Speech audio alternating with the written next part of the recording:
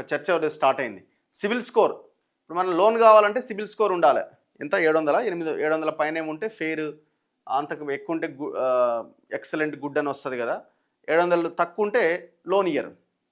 బ్యాంకులు ఫస్ట్ చూసేది నీ సిబిల్ స్కోర్ ఎంత అని అడుగుతారు. సో ఆ సిబిల్ స్కోర్ విషయంలో మొదటిసారి అప్పు తీసుకునే వారికి కనీస సిబిల్ స్కోర్ అక్కర్లేదట. ఫస్ట్ టైం లోన్ తీసుకునేవాళ్ళు. లోన్ అంటే ఏంది మరి? Only bank లోనేనా? లోన్ అంటే ఇప్పుడు ఇది మన షాప్కి వెళ్ళి ఓ ఫ్రిడ్జ్ కొన్నా, ఒక వాషింగ్ మిషన్ కానీ ఇంకేదన్నా కొన్నా, టీవీ కొన్నా ఈఎంఐ రూపంలో కడుతుంటారు. అది కూడా లోనే కదా మరి. దాదాపుగా 80% పైన ప్రజలకి ఆ ఈఎంఐలు ఉంటాయి. ఇక వాళ్ళంతా లోన్ తీసుకున్న వాళ్ళ కిందకే వస్తారు కదా. అంటే ఆల్మోస్ట్ అందరూ తీసుకున్న వాళ్ళే కదా. రుణ దరఖాస్తులకు కనీస క్రెడిట్, రుణ దరఖాస్తులకి కనీస క్రెడిట్ స్కోర్ను ఆర్బీఐ సూచించలేదట. కేంద్ర మంత్రి పంకజ్ చౌదరి వెల్లడిస్తున్నాడు.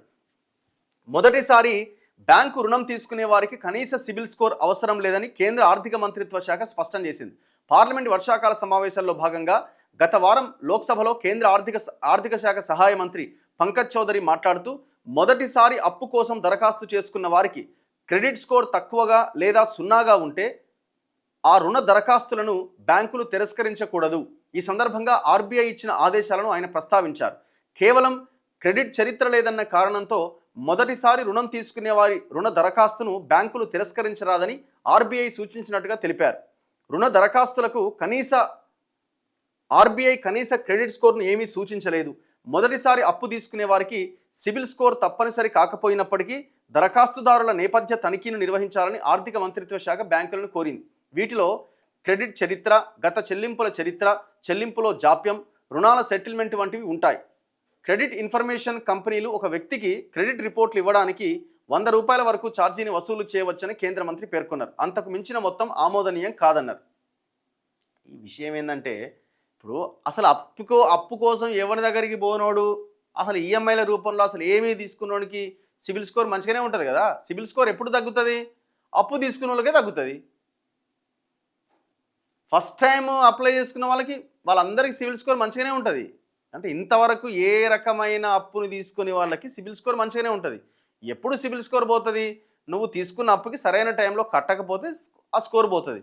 అసలు ఈ సిబిల్ అనేది పెద్ద ఫ్రాడ్. ఇది తగ్గిన సిబిల్ స్కోర్ని ఒక వారం 10 రోజుల్లో పైసలు ఇచ్చి పెంచుకోవచ్చు, ఏమన్నా చేయొచ్చు దాన్ని. ఇది మొత్తం ఒక ప్రైవేట్కి సంబంధించిన వ్యవస్థ. ఇది సుప్రీంకోర్టులో కూడా దీని మీద చాలా పిల్లులు పడ్డాయి. కానీ విషయం ఏంటంటే, ప్రభుత్వం ఒక ఆల్టర్నేట్ ఒక వ్యవస్థను ఏర్పాటు చేస్తే ఈ వ్యవస్థకి ఏమైనా అడ్డుకట్ట వేయొచ్చు.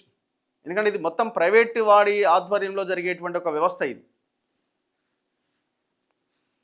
ఇప్పుడు మొత్తం మనుషుల యొక్క జీవితాలని మొత్తం వాడే డిసైడ్ చేస్తాడు. వానికి లోన్ ఇవ్వాలన్నా వద్దా సిబిల్ స్కోర్, ఇంకోటి ఏమన్నా బ్యాంకు వీడు ఎట్లా అంటాడు, వీరికి ఇంకేమన్నా ఇవ్వాలన్నా వద్దా సిబిల్ స్కోర్. ప్రతి దానికి సిబిల్ స్కోర్కే ముడిపడి ఉంటుంది.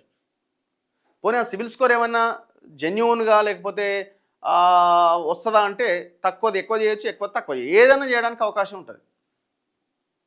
కానీ అదే ఇవాళ ప్రామాణికం అయిపోయింది.